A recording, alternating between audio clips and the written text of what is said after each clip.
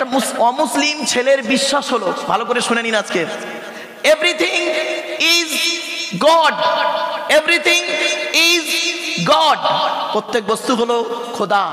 তাই তার মতে চন্দ্র খোদা, সূর্য খোদা, গঙ্গা খোদা, বড় বৃক্ষ খোদা, কোনো প্রাণী খোদা ইত্যাদি, সেই ভেবে তিনি পুজো অর্চনা আরাধনা উপাসনা করেন। এটা অমুসলিম ছেলের বিশ্বাস। মুসলিম ছেলেটার বিশ্বাস কি? Everything is gods, everything is gods, প্রত্যেক বস্তু হলো খোদার, চন্দ্র খোদার, সূর্য খোদার, গঙ্গা খোদার, তুমি খোদার, আমি খোদার। কুল হু আল্লাহু আহাদ, জোরে বলুন। আল্লাহর পরিচয় হলো চারটি। কি কি? এক নম্বর আল্লাহ নিজেই বললেন, কুল, নবী তুমি বলো, হু আল্লাহু আহাদ, সে আল্লাহ হলেন একক।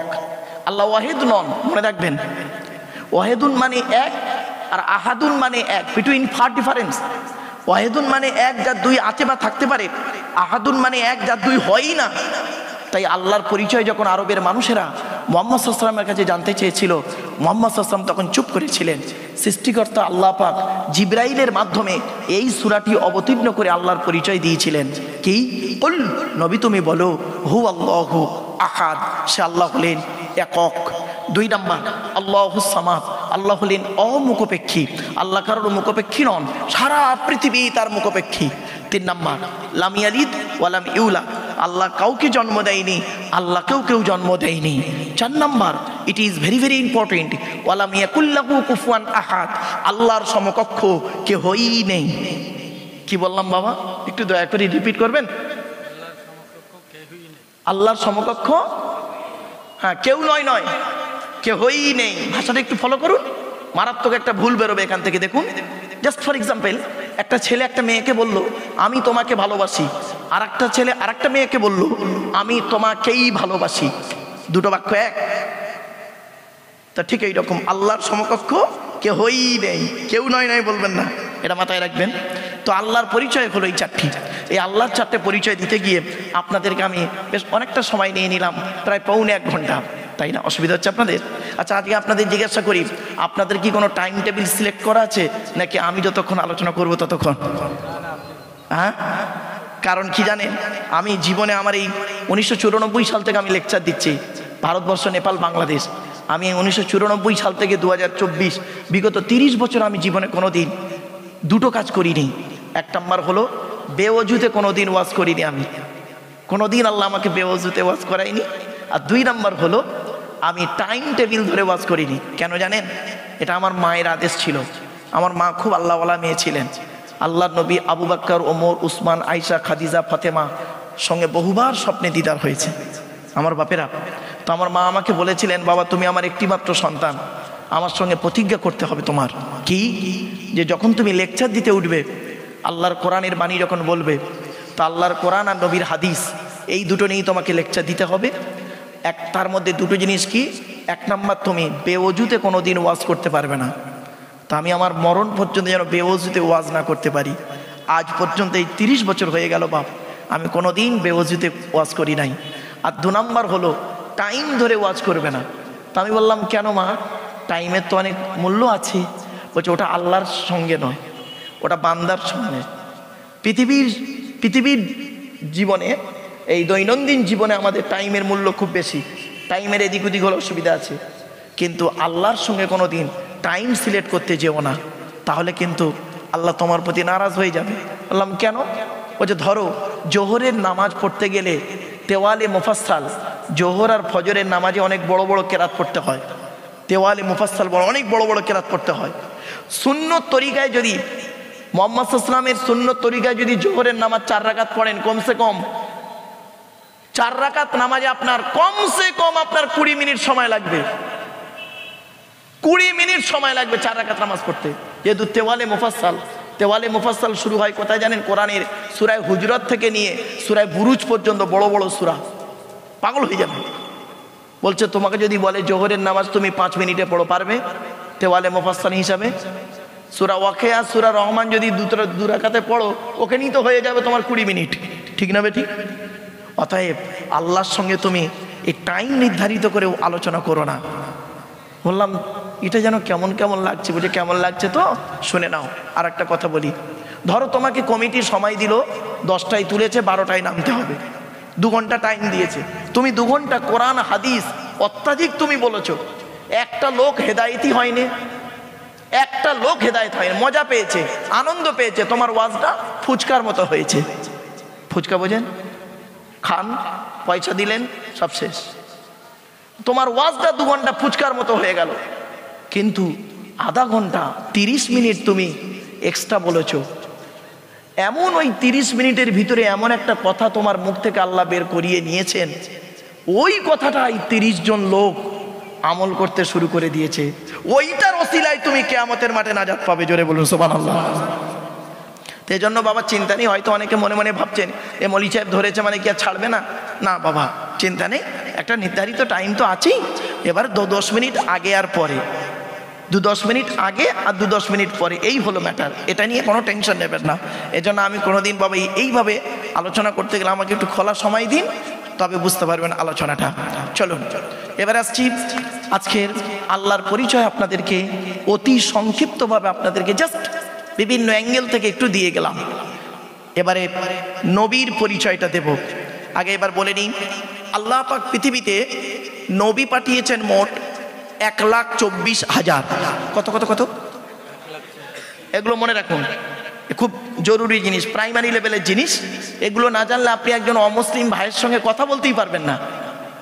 আপনারা কি জানেন, আমার বহু শ্রোতা হলেন অমুসলিম, আমার বহু মানে কি বলবো বন্ধু আছেন অমুসলিম, কলেজের প্রফেসর, আমার ক্লাসমেট বহু ছিল, বহু আছেন, বহু বহু কথা বলবো আপনাদের। সারা পৃথিবীতে 42,000 লেকচার আছে আমার, সারা পৃথিবীতে বিভিন্ন 200টা ভাষায় ডাবিং করা, 200টা ভাষায় ডাবিং করা আছে। তো আপনাদেরকে আমি অনুরোধ করছি বাবা একটু ফলো করুন, দেখবেন লস হবে না। তো পৃথিবীতে নবী পাঠিয়েছেন আল্লাহ পাক 1,24,000, রসুল এসেছেন 313 অথবা 315 জন। আচ্ছা, এই কোরআনে মোট নবী রসুল আছে 25 জন। কত কত কত? 25 জন নবী রসুলের নাম আছে। তার নবী রসুলগুলো গেল কোথায়? তাহলে আর নবী রসুলগুলো জানতে গেলে শুধু কোরআন পড়লে হবে না বাবা, কোরআনের ব্যাখ্যা হাদিসগুলো পড়তে হবে, আর কোরআনের আগে যে কেতাবগুলি এসেছে সেগুলোকে একটু নাড়াচাড়া করতে হবে, ঘাঁটাঘুঁটি করতে হবে, তবেই আপনি পাবেন 313 জন রসুল। শুধু শ্রোতামণ্ডলী চলুন এগিয়ে যাচ্ছি। পৃথিবীতে কেতাব এসেছে কত? 104টা। কত কত কত? 104। 100টা হলো ছোট ছোট ছোট ছোট, যাকে বলে সহিফা, ছোট ছোট, আর 4টা হলো বড় বড়। আচ্ছা, 100টা কেতাব কার উপরে এসেছে? আদম নবীর উপরে এসেছে 10টা, ইব্রাহিম নবীর উপরে এসেছে 10টা, কত হলো? 20টা। ইদ্রিস নবীর উপরে এসেছে 30টা, 50। শীষ নবীর উপরে এসেছে 50টা, 100টা। মুসা নবীর উপরে এসেছে 1টা, দাউদ নবীর উপরে এসেছে 1টা, ঈসা নবীর উপরে এসেছে 1টা, মুহাম্মদ নবীর উপরে এসেছে 1টা। এই 104টা। 4টা বড় বড় কেতাব কে কি? মুসা নবীর উপরে যে কেতাবটি নাজিল হয়েছে সে কেতাবটির নাম হলো তওরাত। তওরাত কত পারা জানেন? 1000 পারা, মানে খণ্ড, 1000 পারা তওরাত। তওরাত এসেছে মুসা নবীর উপরে রমজান মাসের 6 তারিখে। তারপর হলো জবুর বলে একটা কেতাব, দাউদ নবীর উপরে নাজিল হয়েছে, অবতীর্ণ হয়েছে। দাউদ নবীকে সুলাইমান নবীর পিতা দাউদ নবী, কেতাবটির নাম হলো জবুর কেতাব। জবুর কেতাব কত পারা বা খণ্ড? 150 পারা বা খণ্ড, 150। জবুর কেতাব অবতীর্ণ হয়েছে রমজান মাসের 12 তারিখে। তারপরে এসেছে ইনজিল কেতাব, যেটা ঈসা নবীর উপরে এসেছে। ইনজিল, ইনজিল কেতাবটাকে, ইনজিল কেতাব হলো 27 পারা। কত বললাম বাবা? 27 পারা বা খণ্ড। ইনজিল কেতাবটাকে পরিবর্তন করে পরবর্তীতে বাইবেলে পরিণত করা হয়েছে। তার আবার 2টো ভাগ করা হয়েছে, ওল্ড টেস্টামেন্ট, নিউ টেস্টামেন্ট, যোহান, লুক ইত্যাদি, ওসব নিয়ে আলোচনা করছি না। এবার আসছি, ইনজিল কেতাব হলো 27 পারা। ইনজিল কেতাব নাজিল হয়েছে ঈসা নবীর উপরে কবে জানেন? সেটা হলো রমজান মাসের 18 তারিখে। সর্বশেষ নবী, সর্বশেষ কেতাব। সর্বশেষ নবীর নাম কি? হযরত মুহাম্মদ মুস্তাফা সাল্লাল্লাহু আলাইহি সাল্লাম। তিনি যে শেষ নবী তার প্রমাণ কি? কোরআনই তার সাক্ষ্য দিচ্ছে। কি? মা কানা মুহাম্মাদুন আবা আহাদিম মির রিজালিকুম ওয়ালাকিন রাসূলুল্লাহি ওয়া খাতামান নবীগিন ওয়া কানাল্লাহু বিকুল্লি শাইইন আলিমা। পবিত্র কোরআন 22 নম্বর পারার 2 নম্বর পৃষ্ঠা 12 নম্বর লাইন, সূরার নাম সূরা আহজাবের মধ্যে আল্লাহ বলছেন মুহাম্মদ সাল্লাল্লাহু আলাইহি ওয়াসাল্লাম কারোর বাপ নয়, মা নয়, ওয়ালাকির রাসূলুল্লাহ, মুহাম্মদ সাল্লাল্লাহু আলাইহি ওয়াসাল্লাম করেন আল্লাহর প্রেরিত রাসূল, ওয়া খাতামান নবীগিন, আখিরি জামানার শেষ নবী। প্রফেট মুহাম্মদ সাল্লাল্লাহু আলাইহি ওয়াসাল্লাম নিজেই বলছেন আনা খাতিমুন নবীগিন, আমি হলাম শেষ নবী, লা নবিয়্যা বাদি, আমার পরে আর কোনো নবী আসবে না। মুহাম্মদ নবীর উপরে যে কিতাব নাজিল হয়েছে তার নাম হলো এই কোরআন। আমার হাতেই রয়েছে, দেখতে পাচ্ছেন আপনারা, এই পবিত্র কোরআন। এই কোরআন হলো 30 পারা। আজকে আমাদের আলোচনা হবে এই কোরআন, শেষ কিতাব আর শেষ নবী। আজকে আমাদের আলোচনার মূল বিষয়বস্তু। তো নবীদের পরিচয় হলো 3টি। 1 নাম্বার আল্লাহর পরিচয় 4টি, নবীদের পরিচয় 3টি। কি কি? 1 নাম্বার যিনি নবী হবে তার চরিত্র উত্তম হতে হবে। 2 নাম্বার যিনি নবী হবে তার উপরে আল্লাহর তরফ থেকে ওহী নাযিল হতে হবে। 3 নাম্বার যিনি নবী হবেন তার দ্বারায় অলৌকিক ঘটনা ঘটতে হবে, যাকে বলে মুজিজা। পৃথিবীতে যত নবী এসেছেন প্রত্যেক নবীর মাধ্যমে আল্লাহ পাক 1 থেকে 50টার ভিতরে মুজিজা দিয়েছেন। আমার নবী বিশ্বনবী কুল কায়নাতের রাসূল রাহমাতুল লিল আলামিন মুহাম্মদ মুস্তাফা সাল্লাল্লাহু আলাইহি সাল্লামের উপরে আল্লাহ পাক পৃথিবীতে 1000-এরও বেশি মুজিজা দিয়েছেন। জোরে বলুন সুবহানাল্লাহ। সেই 1000 মুজিজার ভিতরে সর্বশ্রেষ্ঠ হলো এই কোরআন মাজিদ নাযিল করা। মনে রাখবেন এই কোরআন এমন এক কিতাব সারা পৃথিবী গবেষণা করছে। আপনিও করুন না এই কিতাবকে নিয়ে গবেষণা। এই কোরআনকে নিয়ে সারা পৃথিবী গবেষণা করছে। কারা করেছে? Humphry Davy, Michael Faraday, Einstein, Isaac Newton, doctor Maurice Bucaille, mister Cook, mister জাবরিন, mister Campbell, Rajaram Mohan Roy, Ishwarchandra Vidyasagar, Rabindranath Tagore, Acharya Jagadish Chandra Bose, Francis Beck, Francis ডেক, Williams Keith Moore, Williams Harvey, Thomas, George Bernard, এরা কোরআনকে নিয়ে গবেষণা করলো। আর আমরা কিছু মৌলবি, সকলে নয়, আমরা কিছু মৌলবি কি করলাম? এই কোরআনটাকে নিয়ে তেল পড়া, পানি পড়া, ওয়াজ করা, খতম পড়া, তাবিজ পড়া, ঘর বন্ধ করা, আর নিজেদের মধ্যে মারামারি করতে লাগলাম। ঠিক না বেঠিক? টুপির মারামারি, জামার মারামারি, আপনার বুকে হাত বাঁধা, নাভির নিচে হাত বাঁধা, এই সব নিয়ে মারামারি করতে করতে আমাদের সময় শেষ। এ ওরে বলে কাফের, ও ওরে বলে কাফের, এটাই হলো আমাদের অবস্থা। এই কোরআনকে নিয়ে সারা পৃথিবী গবেষণা চলছে। কি নেবেন বলুন? আমার জীবনে একটা আশ্চর্য ঘটনা আপনাদেরকে বলছি, শুনুন। আমি যেদিন স্কুলে জয়েন করি গভর্নমেন্ট সার্ভিস, আমি জীবনের প্রথম পদার্পণ করি, মানে জয়েন করি, তখন আমার হেডমাস্টার বলছেন, মারুফ তোমার রেজাল্ট খুব ভালো, কারণ তুমি পশ্চিমবাংলায় ফার্স্ট হয়েছো, পশ্চিমবাংলায় সেকেন্ড হয়েছো, অল ওভার ওয়েস্ট বেঙ্গলে মন্ত্রীদের তরফ থেকে প্রাইজ টেজ পেয়েছো, সব দেখতেই পাচ্ছি, সব তুমি শো করেছো, দেখাচ্ছ আমাকে। তো যাই হোক, তো আমার স্কুলে ইংরাজির টিচার মাত্র একটি, উচ্চ মাধ্যমিক স্কুল, একটা ইংরাজি টিচার। তো তুমি যদি নিচু ক্লাসের ইংরাজিগুলো একটু পড়াতে তাহলে ভালো হতো। তো আমি বললাম ঠিক আছে স্যার, চেষ্টা করব। ভালো।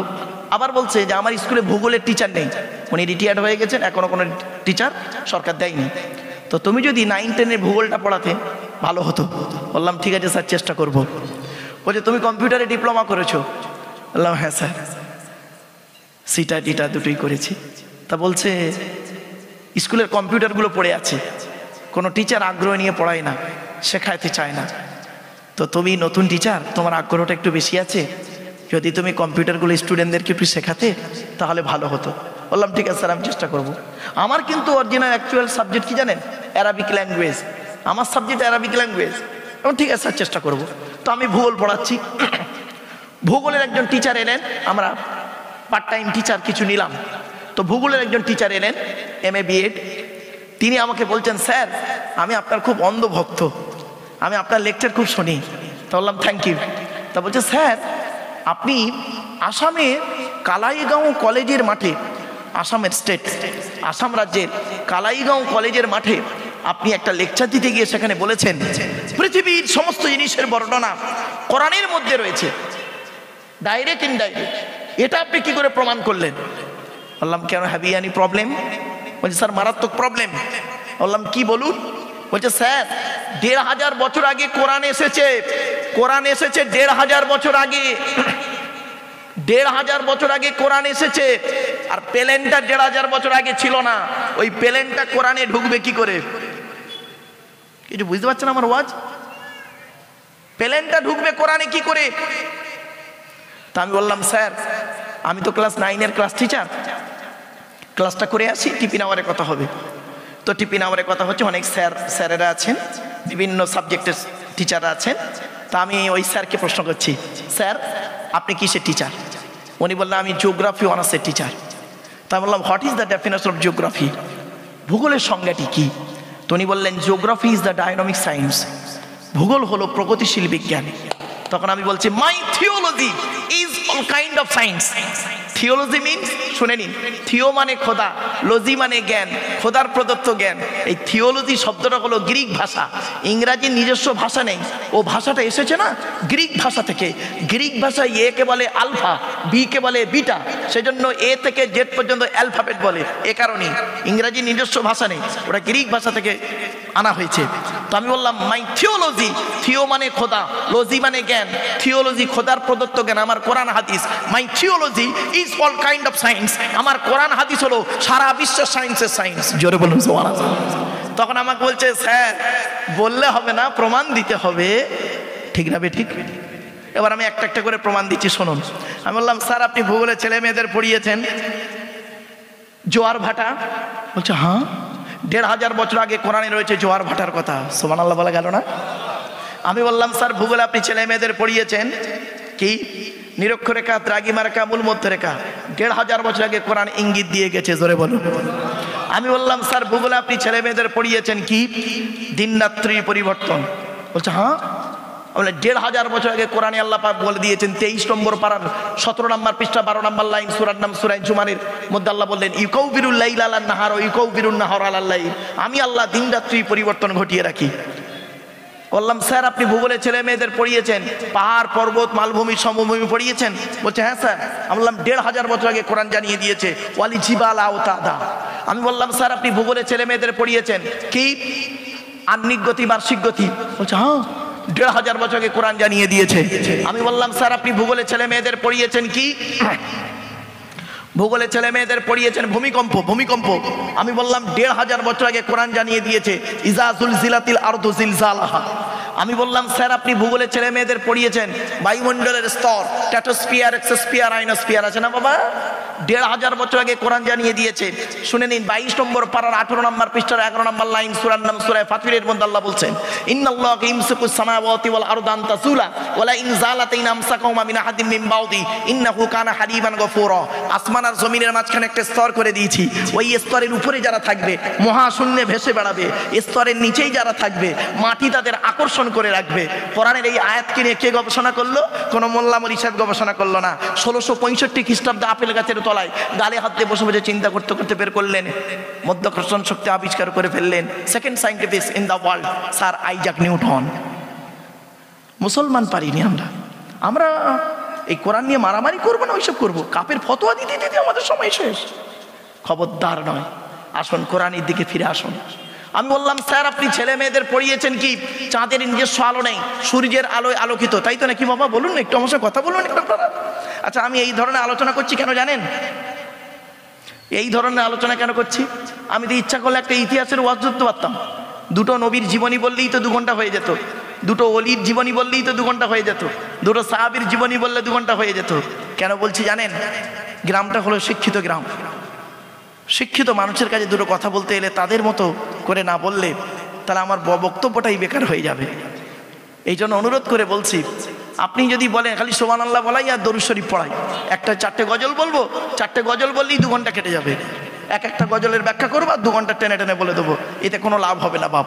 এই জিনিসগুলো শুনুন, বুঝুন এবং নিজেকে অ্যাপ্লাই করুন। চলুন, আমি বললাম স্যার আপনি ভূগোলে ছেলে মেয়েদের পড়িয়েছেন চাঁদের নিজস্ব আলো নেই, সূর্যের আলোয় আলোকিত। বলছে হ্যাঁ।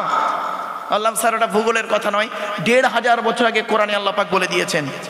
কোথায় লেখা আছে শুনে নিন, তাবারাকাল্লাযী জাআলা ফিস সামাই বুরুজাও ওয়া জাআলা ফিহা সিরাজাও ওয়া কামারাম মুনীরা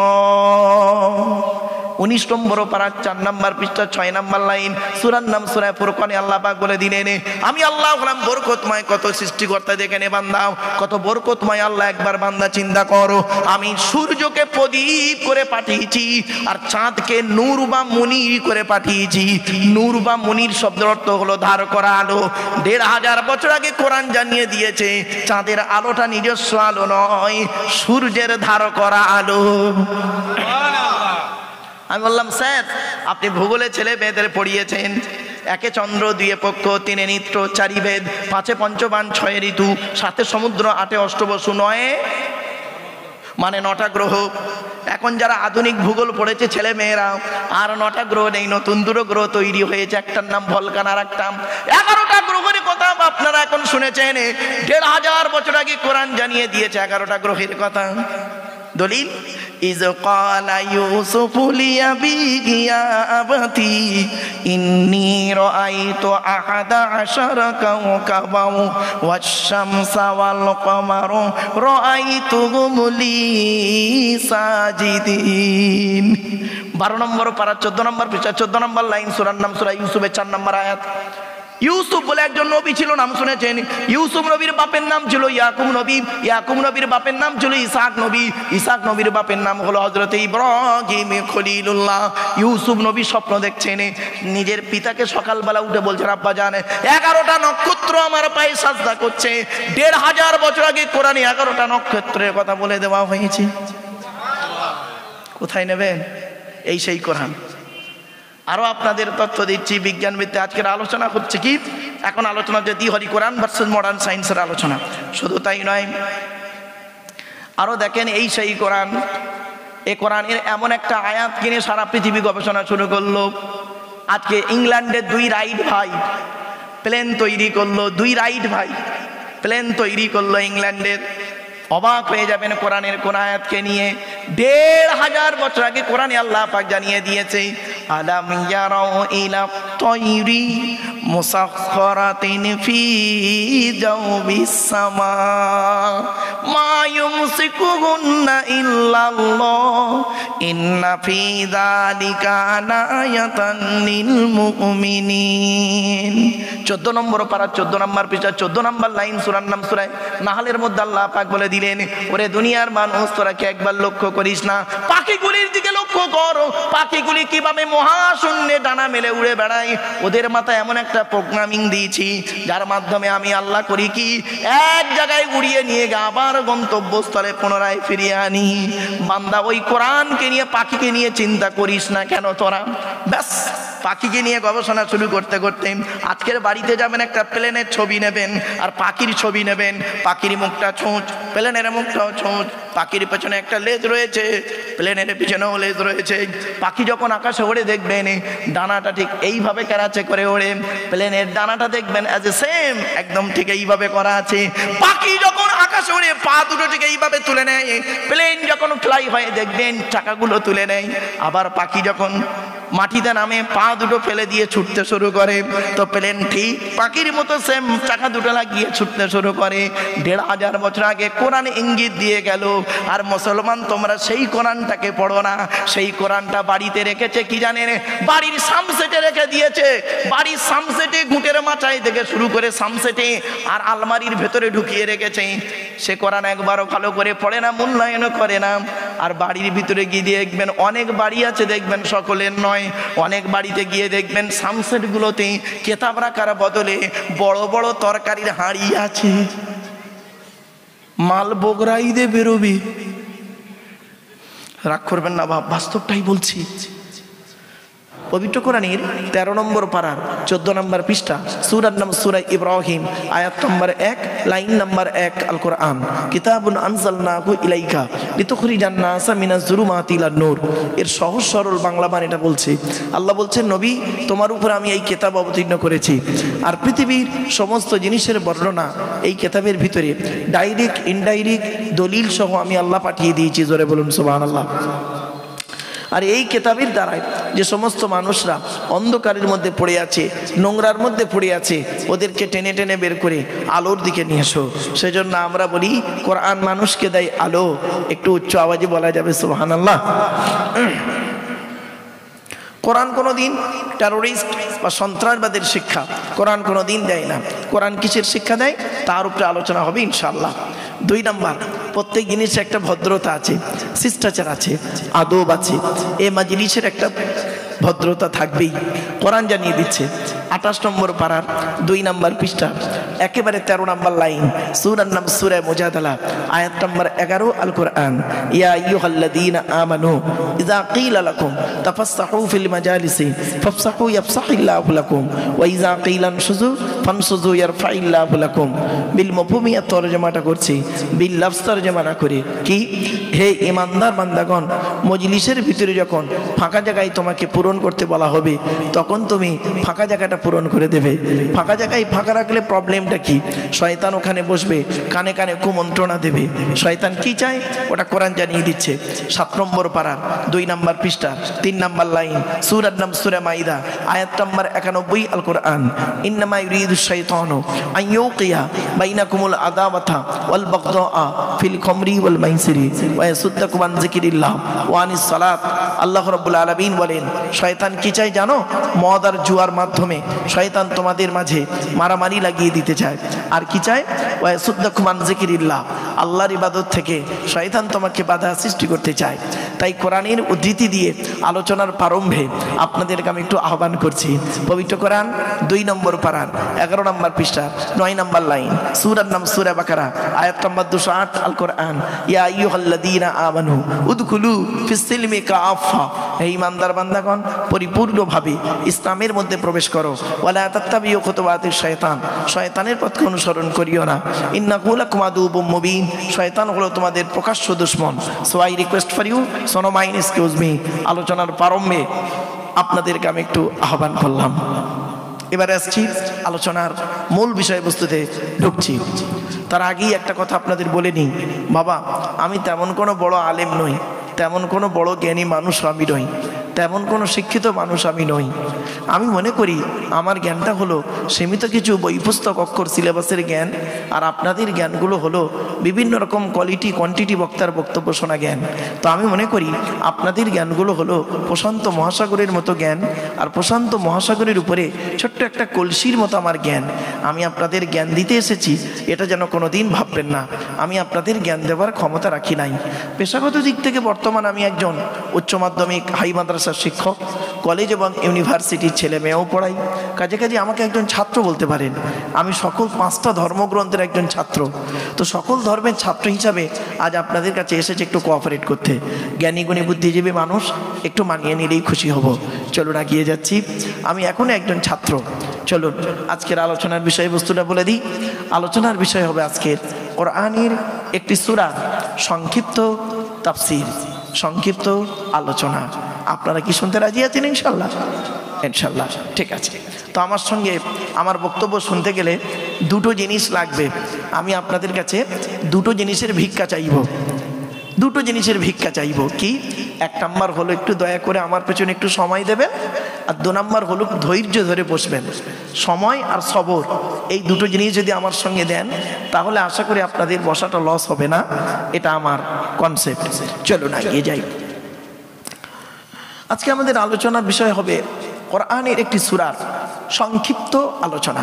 সূরাটির নামটা আগে বলে দিই। আগে প্রথমে আমাদের সৃষ্টিকর্তার নামটা একটু জেনে নিই। আমাদের সৃষ্টিকর্তার নাম হলো আল্লাহ। কে?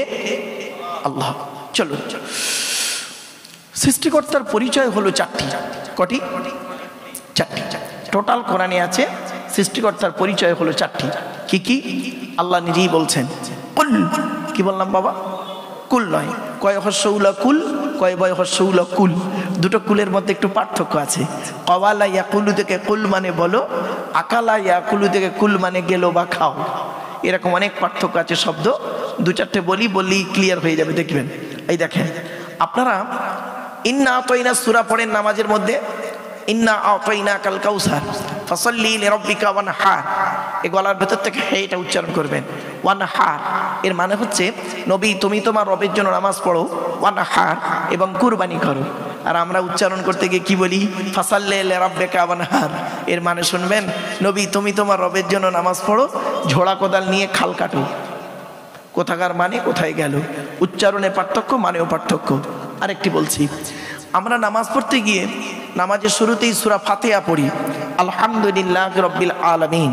আলহামদু, এই গলার ভেতর থেকে এটা উচ্চারণ করবেন। আলহামদু মানে হচ্ছে সমস্ত প্রশংসা আল্লাহ তোমার। আর আমরা উচ্চারণ করি কি, আলহামদুলিল্লাহ রব্বিল আলামিন। এর বাংলা মানে হবে কি জানেন, সমস্ত ছেঁড়া জামা কাপড় আল্লাহ তোমার। উচ্চারণের পার্থক্য, মানেও পার্থক্য। আর একটা দেখেন, রমজান মাসে ভোরের বেলা যে খাবারটা খান তাকে আপনারা কি বলেন? জোরে বলুন। জি না, ওটা সেহেরি নয়, ওটা হলো সাহারি। কি বললাম? সাহারি। আচ্ছা, দন্তেশ্বয় একার আর দন্তেশ্বয় আকারের পার্থক্যটা কি? সিনে জেদ দিলে, দন্তেশ্বয় একার দিলে সেহেরুন মানে হলো জাদু করা, সেহিরুন মানে জাদু করা। আর সিনে জবর দিলে, দন্তেশ্বয় আকার দিলে সাহারুন মানে হলো রাতের শেষ অংশের খাবারকে আরবিতে সাহারি বলে। তাহলে শব্দটা কি হবে, সেহেরি না সাহারি? তাহলে ভুলটা ভাঙলো। জলসা দেন কেন? জলসা দেওয়ার উদ্দেশ্য হলো তিনটি। কটি? তিনটি। এতগুলো কষ্ট করে জলসা দিয়েছেন কেন? তিনটি কারণ। এক নাম্বার, অজানাকে জানা। কি বললাম? কি অজানা জানা? একটু ধৈর্যের পরিচয় দিন। দুই নাম্বার, ভুল সংশোধন করা। কি ভুল সংশোধন করা? একটু ধৈর্যের পরিচয় দিন, নিজেই বুঝতে পারবেন কি ভুল সংশোধন হচ্ছে। আর তিন নাম্বার হলো কিছু পরামর্শ নিয়ে নেওয়া। কি পরামর্শ দেব আমি আপনাদেরকে আজকে? আল্লাহর বিধান কোরআন থেকে আমি এই কোরআন আর নবীর হাদিস, প্রফেট মুহাম্মদ সাল্লাল্লাহু আলাইহি সাল্লামের জীবন চরিত্র থেকে বেশ কিছু পরামর্শ আপনাদেরকে দেব, যে পরামর্শ মোতাবেক আপনি পৃথিবীতে চলতে পারলে শান্তিতে থাকতে পারবেন, আশা করা যায় পরকালে জান্নাত পেতে পারবেন। এই হলো তিনটি কারণে জলসা দেওয়া হয়। আলতু ফালতু কাজের জন্য জলসা দেওয়া হয় না। আর মনে রাখবেন, আপনারা যখন জলসা দেবেন দয়া করে তিনটি জিনিসকে ঠিক রাখবেন।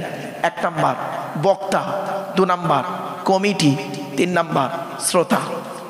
বক্তার কি দেখবেন? বক্তার দুটো জিনিস দেখবেন, সত্যিকারের বক্তাটা আলেম কিনা, এডুকেটেড পারসন কিনা, শিক্ষিত মানুষ কিনা, একটু খবর নেবেন।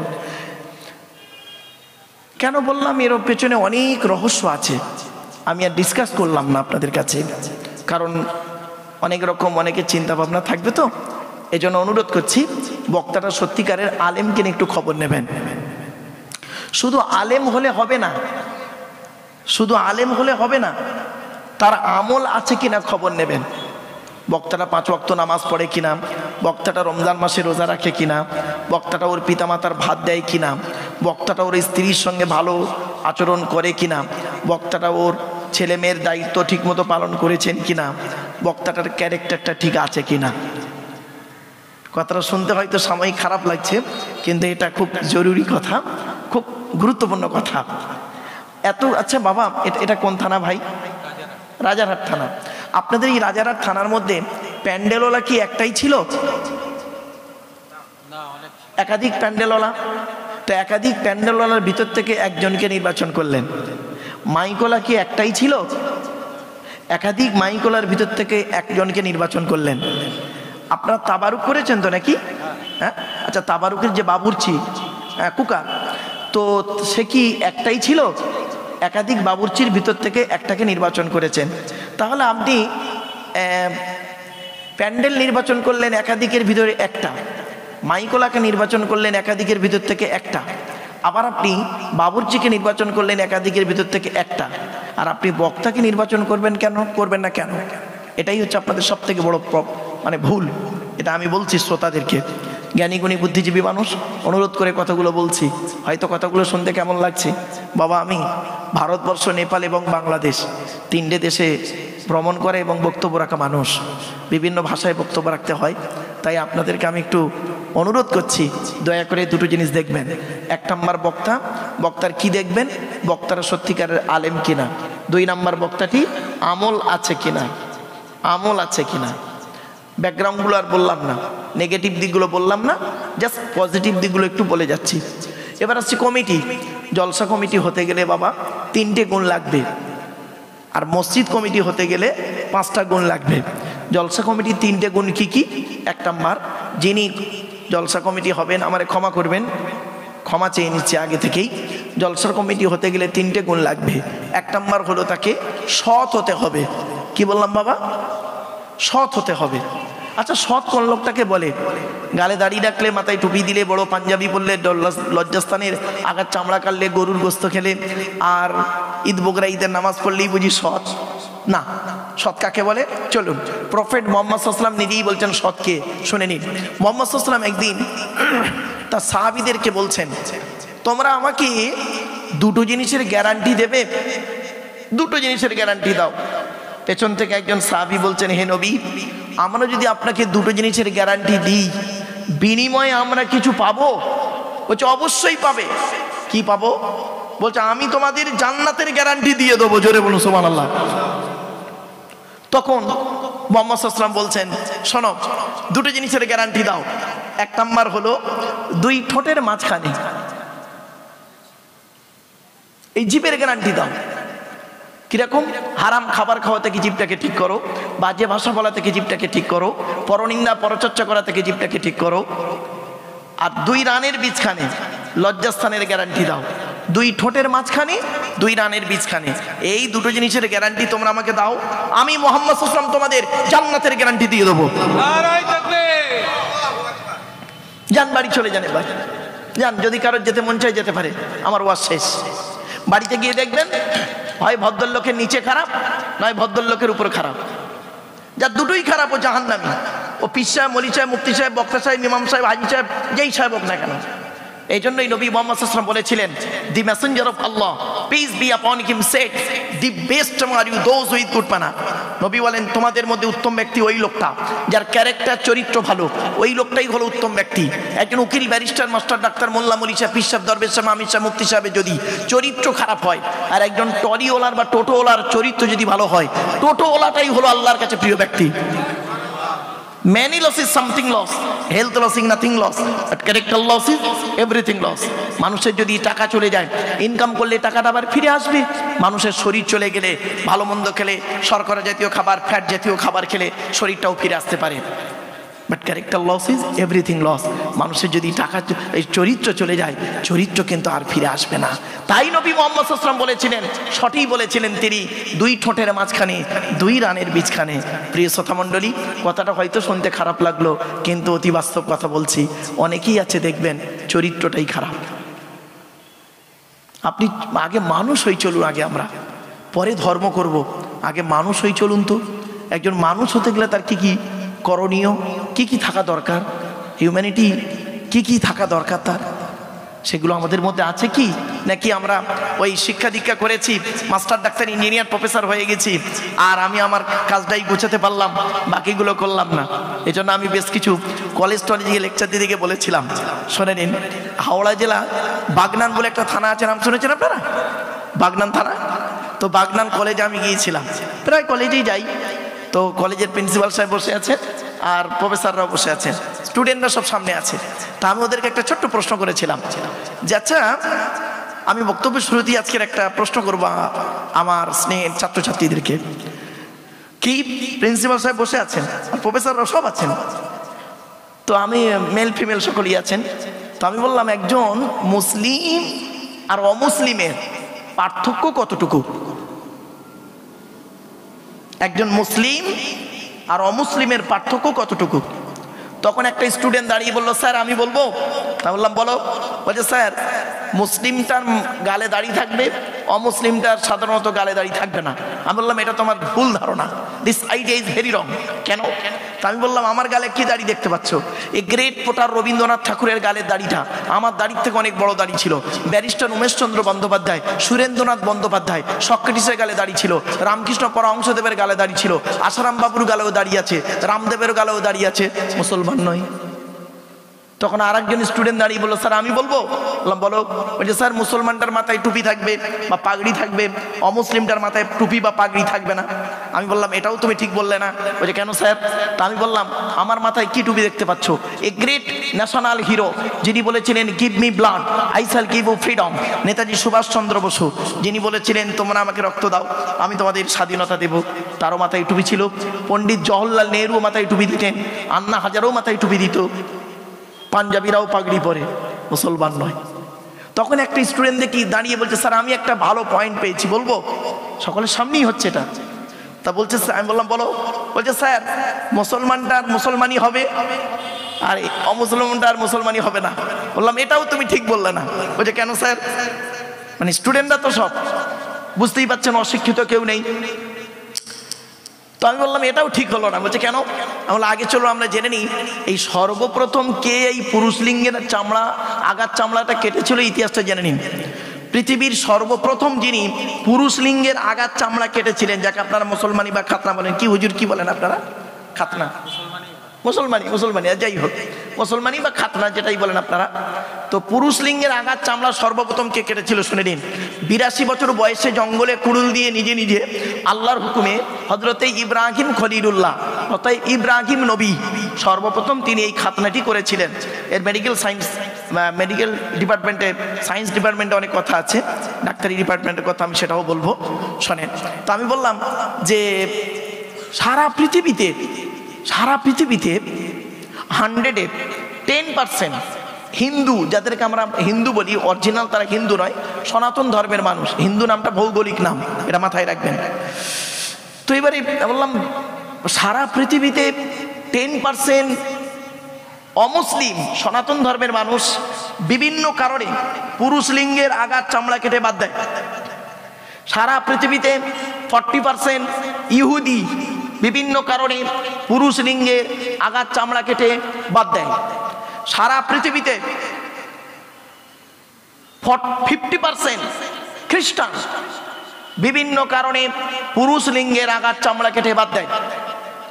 সারা পৃথিবীতে 100-এ 99.9%, 100-এ 100% বলবেন না, কারণ আমি নেপালে গিয়ে বুঝতে পেরেছি মুসলিমদের আচার আচরণ, কৃষ্টি কালচারটা দেখে আমার ব্রেনটা অনেকটাই পরিবর্তন হতে বাধ্য হয়েছে। কারণ কোরআনকে নিয়ে আমার গবেষণা, কোরআনের উপরে আমার গবেষণা, তো বাস্তবটাই বলছে আপনাদেরকে। তো 100-এ 99.9% মুসলমানেরা তারা বিভিন্ন কারণে পুরুষ লিঙ্গের আগার চামড়া কেটে বাদ দেয়। তাহলে কি হলো? চলুন মেডিকেল সায়েন্স কি বলছে দেখি। কোন পুরুষ যদি তার পুরুষ লিঙ্গের আগার চামড়া কেটে বাদ দেয়, ওই পুরুষটি কমসে কম পৃথিবীতে যতদিন বাঁচবে 3টে রোগ থেকে বেঁচে থাকতে পারবে। 1 নাম্বার গনোরিয়া বলে একটা রোগ, 2 নাম্বার সিফিলিস বলে একটা রোগ, 3 নাম্বার হলো কি পুরুষ লিঙ্গের ক্যান্সার থেকে সে বেঁচে থাকতে পারবে। তাহলে একটা মুসলিম আর অমুসলিমের পার্থক্যটা কি? ব্যাস চুপ একদম, পুরো একদম, মানে কি বলবো, জলসার মাহফিলটা একদম, লেকচারের যে জায়গাটা ছিল একদম চুপ। প্রফেসর প্রিন্সিপালরা সব অবাক হয়ে, প্রিন্সিপাল প্রফেসররা অবাক হয়ে গেছে। আরে মারাত্মক প্রশ্ন তো, একটা মুসলিম আর অমুসলিমের পার্থক্য কতটুকু? লাস্টটা আমি বলেই দিচ্ছি, অসুবিধা নেই, শুনে নিন। একটা মুসলিম আর অমুসলিমের পার্থক্য হলো অ্যাপোস্ট্রোফিস এস। কি বললাম বাবা, একটু বলবেন আমার সঙ্গে? অ্যাপোস্ট্রোফিস এস কিরকম? আমি বললাম একটা মুসলিমের, একটা অমুসলিম ছেলের বিশ্বাস হলো একটা বাচ্চা আস্তে, এই বাচ্চাগুলোকে একটু সরিয়ে দেবেন, একটু চুপ করাবেন, বুঝলেন? কারণ আমার বক্তব্য করতে করতে যদি এরকম কথা বলে না, এতে অ্যাটেনশন নষ্ট হয়ে যায়, অনেক পয়েন্ট আমি বলতে ভুলে যাব। অনুরোধ করে বলছি আপনাদেরকে,